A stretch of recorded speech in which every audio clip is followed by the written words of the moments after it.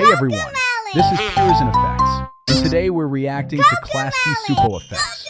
If you've been around logo editing YouTube, you've definitely seen these. It's usually the 1998 Klasky Csupo logo looping over and over, with different visual and audio effects added each time. What starts off normal quickly turns into pure chaos. Alright, first we get the normal logo. No effects yet. Then the video usually switches to something called super effects, and that's where things start getting weird. The colors begin to shift, sometimes with strange gradients or inverted colors.